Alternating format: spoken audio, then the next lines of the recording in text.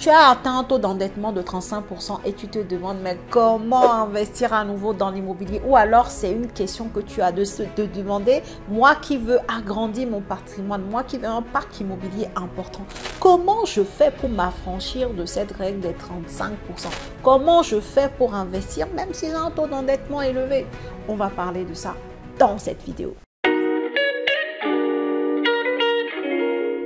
Il faut savoir que l'endettement en France, c'est l'un des premiers critères d'analyse des banques en fait pour décider de t'octroyer ou pas un crédit immobilier. Comment ça fonctionne déjà dans la définition? Le taux d'endettement se calcule en prenant tes dettes, les dettes totales du foyer, d'accord? Et tu divises par les revenus nets, tu multiplies par 100. Le taux d'endettement est un pourcentage, d'accord? En fait, c'est un pourcentage de dette par rapport à tes revenus. Et en France, on ne veut pas que tes dettes représentent plus de 35% de tes revenus nets. C'est pour ça qu'on parle du taux d'endettement à 35%. En gros, 35% de tes revenus nets, tes revenus imposables mensuels ou annuels. C'est la même chose. Cette limitation du taux d'endettement. Avant, il y avait des exceptions. On pouvait faire une méthode de calcul qui permettait aux investisseurs, en fait, dès lors que ton bien est rentable finalement, de pouvoir t'affranchir de cette règle avec la méthode, le calcul du taux d'endettement via la méthode du différentiel. Mais ce n'est plus le cas. Donc, on a une méthode standard, c'est ce que je viens de te donner comme calcul. On prend tes dettes, on divise par tes revenus nets, on multiplie par 100 points bas. Que ton bien te rapporte 10 000 euros par mois en locatif pour 2 000 euros de loyer, pour 2 000 euros de mensualité de crédit ou qui te rapporte 2 000 euros de revenus locatifs pour 1 000 euros de mensualité de crédit. Donc, peu importe le niveau de rentabilité, tu peux avoir une rentabilité locative de 15%, cette méthode reste la même. Alors qu'avant, si tu avais de bonnes rentabilités, même à partir de 11-12% déjà, tu sais que, en gros, parce que le bien est rentable, ça ne va pas être compté comme un bien qui t'endette, en fait, puisque les revenus de ce bien lui permettent de s'autofinancer. La banque ne te calcule pas, en tout cas, ce bien-là. Son endettement ne te pénalise pas en quelque sorte. Maintenant, c'est fini, c'est une méthode standard de calcul pour tout le monde. Et donc, ça fait que beaucoup de personnes atteignent rapidement la limite des 35% d'endettement. Maintenant, comment est-ce qu'on fait? Déjà, pourquoi les banques sont prudentes sur le sujet du taux d'endettement? C'est parce qu'elles craignent le risque de... Déjà, pourquoi les banques sont prudentes sur le sujet de l'endettement? C'est parce qu'elles craignent le surendettement. Il y a des personnes, et ce n'est pas irréel ou ce n'est pas juste dans les pensées, il y a des personnes qui arrivent à des niveaux de surendettement qui font qu'ils se retrouvent fichés en Banque de France, qui font qu'ils n'arrivent plus à rembourser leurs dettes parce que, bon, ils ont mal choisi leurs investissements et qu'à la fin, il y a eu un petit problème qui s'est transformé voilà, comme un château de cartes en fait, qui a tout balayé sur son parcours et ces gens se retrouvent en surendettement. Donc, c'est quelque chose que craignent beaucoup les banques parce qu'elles n'ont pas envie de faire des processus tu vois, de revente de ton bien pour récupérer leur dû, tout ça. En fait, elles n'aiment pas ça parce que c'est toujours des procédures, c'est assez long, c'est coûteux pour elles et donc en fait elles veulent juste des personnes qui puissent rembourser leur crédit immobilier et point barre. Et la deuxième chose, c'est cette difficulté de remboursement en cas d'imprévu. En fait, c'est lié au fait du surendettement, mais pas que. D'accord? Quelqu'un qui a quand même un parc immobilier important, s'il fait face à des difficultés alors que cette personne n'a pas un matelas de sécurité financier assez solide, c'est la catastrophe. Et ça peut arriver si tu choisis un bien avec beaucoup de travaux, par exemple, et que finalement, ce bien-là, le montant des travaux que tu as prévu, parce que tu n'as pas bien choisi le bien, même ça peut être ton premier ou deuxième bien, tu as mal choisi le bien a des vices cachés, le coût de travaux explose, tu n'as pas de quoi compléter le financement bancaire, en fait, tu te retrouves soit, tu fais comment? Soit tu revends à perte et auquel cas, tu as toujours de l'argent à donner aux banques et si tu n'as pas les moyens, c'est compliqué en fait. Donc, il faut vraiment comprendre la crainte des banques par rapport à cette limite du taux d'endettement de 35%. Le fait que tes dettes ne doivent pas dépasser 35% de tes revenus nets. C'est une façon d'amener une parade à ce risque de surendettement. Maintenant, quelles sont les solutions pour convaincre les banques? Quelles sont les solutions pour optimiser les choses et faire en sorte d'avoir le oui quand même de la banque, même si aujourd'hui tu dépasses les 35% d'endettement? Je vais t'en donner 3. Les 2 premières vont beaucoup dépendre de toi et pas la dernière, tu vas comprendre. Déjà, la première solution, ça va être d'optimiser tes charges, tes revenus. C'est les 2 choses, optimiser charges et revenus. Optimiser tes revenus, ça va être quoi? Augmenter tes revenus. Si tu es salarié, demande une augmentation.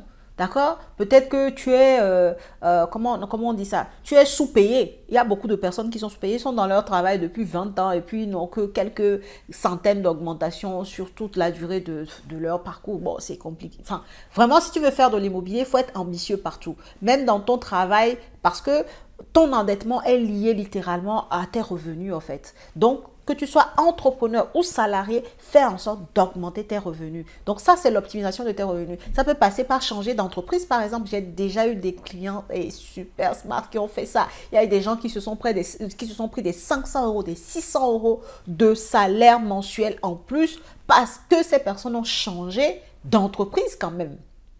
C'est dingue.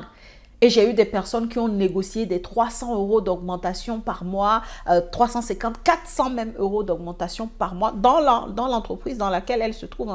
C'est génial en fait. Franchement, il faut être ambitieux. Lorsque tu veux réussir dans l'immobilier, il faut que niveau salarial ou niveau entrepreneurial, tu sois parmi les personnes qui veulent voir augmenter leurs revenus au fil du temps. Et c'est comme cela que tu vas pouvoir augmenter aussi ta capacité d'emprunt dans le temps. C'est ce que moi, ça a été mon cas d'ailleurs, hein, puisque si tu ne me connais pas, moi j'étais salariée pendant très longtemps et en fait j'ai usé de mon salariat pour pouvoir investir dans l'immobilier au départ et j'ai fait en sorte quand même quand j'ai commencé à investir, puisque moi j'ai commencé par ma résidence principale et seulement 2 ans après j'ai commencé à investir dans le locatif.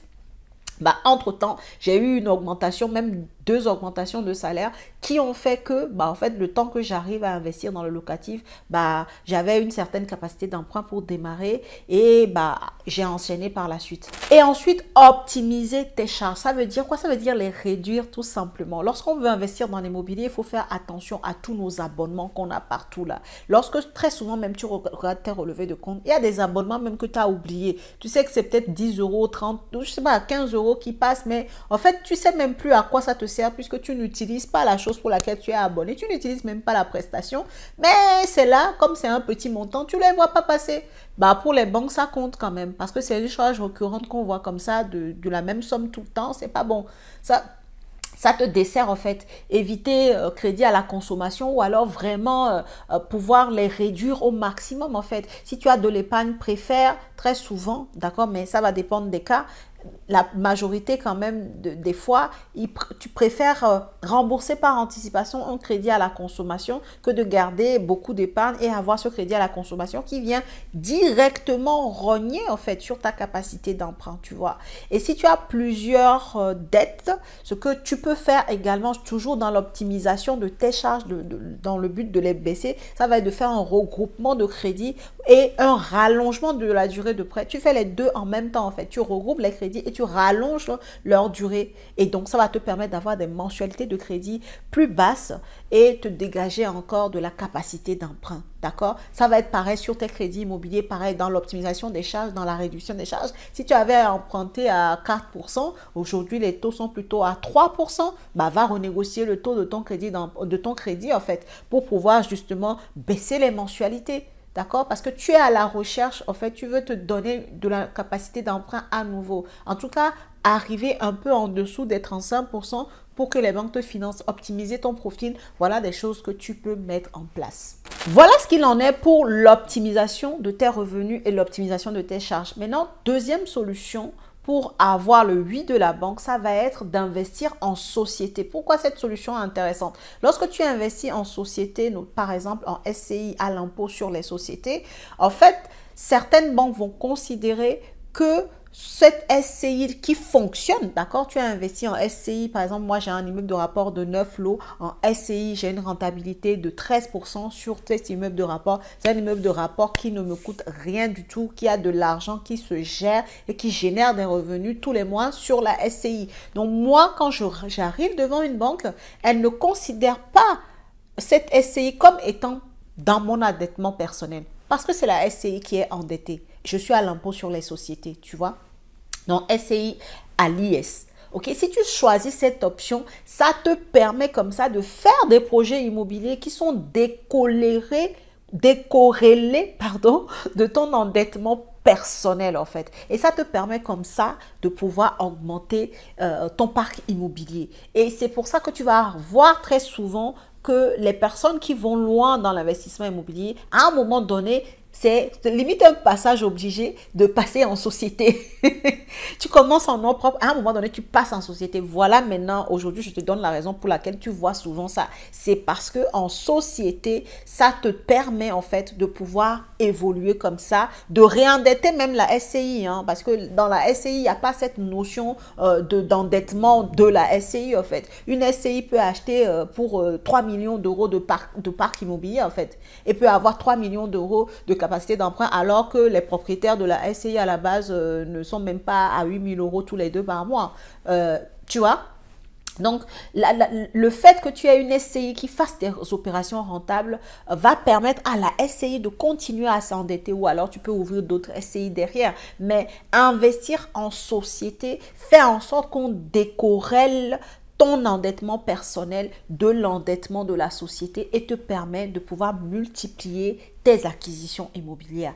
Et la troisième chose dont je voulais te parler, la troisième solution pour moi qui est plutôt pas mal aussi, c'est à un moment donné de penser à l'association. On n'y pense pas souvent, mais admettons que toi tu arrives à 39%, 40% d'endettement et tu te dis voilà, je veux continuer à investir. Bah, peut-être que dans ton entourage, il y a un primo-accédant qui s'intéresse à l'immobilier mais qui n'a pas d'expérience, qui veut y aller et le fait de s'associer avec toi, bah, vous allez jumeler vos forces. Toi, ta force, c'est que tu as déjà de l'expérience, tu cherches à acheter des biens rentables et lui, sa force, c'est que son endettement est vierge, quoi. En gros, la personne n'a pas d'endettement, donc vous allez pouvoir aller lever encore des fonds. Ok? Donc ça, c'est hyper intéressant aussi de penser à un moment donné à l'association pour aller faire les choses. Il y a deux façons de faire. Soit vous pouvez vous associer en société ou alors vous pouvez vous associer en indivision, c'est-à-dire vous achetez directement en nom propre. En indivision, évidemment, il faut faire un contrat d'indivision pour calibrer les règles de cette indivision-là. Quand est-ce qu'il faut vendre? Est-ce qu'il faut garder le bien pendant une durée minimum avant de revendre? Si vous ne calibrez pas les choses dans une convention d'indivision, alors ça va être compliqué par la suite. Ok, donc, mais si vous faites les choses correctement, vous pouvez même acheter en nom propre, en indivision et vous allez être tranquille. Ou alors, vous allez sur une société avec des statuts qui vont définir les règles de l'association. Mais dans les deux cas, vous pouvez faire les choses dans les règles et être tranquille sur le mode d'association que vous allez choisir. Mais c'est une solution à laquelle on ne pense pas souvent et qui est très intéressante dans l'immobilier, s'associer pour aller lever plus de fonds, même si on a un endettement élevé, aller quand même pouvoir investir à nouveau, grossir son parc en s'associant avec des personnes qui ont une capacité d'emprunt, qui n'ont pas encore d'endettement et on leur amène notre expérience, ce qu'on a pu faire déjà. Et pour les banques même, le fait que toi tu aies déjà un parc tout seul même qui est à un certain niveau va aussi les rassurer par rapport au profil des autres qui sont peut-être des débutants, tu vois. Donc vous allez apporter vos forces et aller chercher des investissements immobiliers intéressants. Deux derniers bonus que je vais te donner dans cette vidéo, une fois que je t'ai donné les trois solutions hein, pour optimiser les choses et pouvoir emprunter même si tu as un taux d'endettement élevé, les deux derniers bonus que je vais te donner sont celles-ci. La première chose, c'est vraiment de penser à avoir une certaine épargne. Les banques sont... C'est-à-dire, elles font attention aux profils qui ont de l'épargne. Les profils épargnants sont les meilleurs profils bancaires. Donc, toi, si tu vois que ton taux d'endettement continue à être élevé, ce que tu dois faire si tu veux avoir la confiance des banques, c'est montrer que tu as une certaine épargne en fait. Tu ne seras jamais vu de la même façon que quand tu viens en banque avec 100 000 euros sur tes comptes, d'accord? Quand je dis sur tes comptes, c'est pas forcément que sur ton livret A, hein. Ça peut être un PEE, ça peut être un PEA. Ça peut être une assurance vie. En fait, tu as une multitude de produits d'épargne et on voit que ton parc, en tout cas, ton parc financier, en gros, et on voit que ton épargne de façon générale, peu importe dans quel produit tu l'as mis, bah, tu es à 100 000 euros, tu ne seras pas vu de la même manière que quelqu'un qui vient avec 10 000 euros, mais avec 40% d'endettement. C'est clair, c'est net. Donc, attelle-toi à toujours augmenter ton niveau d'épargne, en fait. Et ça permet aux banques de se dire que vraiment, tu es une bonne mère de famille ou bon père de famille, tu vois. Tu es dans l'anticipation, tu es dans la prévision. Et donc, ça donne plus confiance aux banques. Même si ton endettement est élevé, tu vas pouvoir trouver ton financement. C'est clair. C'est du vécu, mais vraiment, c'est clair, quoi. Et la deuxième chose aussi, parfois, c'est vrai qu'en tant qu'immopreneur, on n'aime pas le faire, mais à un moment donné, bah, il faut mettre de l'apport en fait. Si tu vois que tu as un très bon projet qui pourrait être bloqué, tu n'as pas envie de t'associer, tu n'as pas envie d'utiliser la solution 3 que j'ai donnée tout à l'heure, mais tu as envie de faire le projet et tu as de l'épargne, bah, mets une partie de cette épargne-là dans le projet. Mets un apport plus conséquent, ça va rassurer les banques. Donc, ça ne va pas dire que tu vas mettre l'apport qu'il faut pour rebasculer dans les 35% d'endettement, pas du tout. Hein. Mais le fait de mettre un certain niveau d'apport, très souvent les banques demandent 8 à 10%, mais si toi tu mets par exemple 15-20% d'apport dans le projet, ça va les rassurer davantage sur le risque qu'elles sont en train de prendre par rapport à ton projet, au fait que tu es déjà assez élevé sur ton taux d'endettement et leur donner confiance pour te faire ce crédit immobilier. Ok? Donc, voilà les deux astuces des fois qui décantent des solutions. Hein. C'est vraiment, tu as une bonne épargne, d'accord? Ça ne veut pas dire que tu vas tout mettre dans l'apport pour le projet, loin de là. Et la deuxième chose, que toi-même tu choisisses parce que tu sais que tu as un certain niveau d'endettement. Tu n'investis pas en société pour plusieurs raisons et tu veux faire le projet avec un niveau d'endettement personnel élevé, eh ben, c'est de mettre un certain montant d'apport dans le projet pour décanter la situation. Voilà ce que je voulais te dire dans cette vidéo. Dis-moi ce que tu en penses en commentaire. Like, partage la vidéo. Ça peut aider quelqu'un autour de toi qui se pose ces questions-là ou qui vit cette situation. Et puis moi, je te dis à la prochaine vidéo.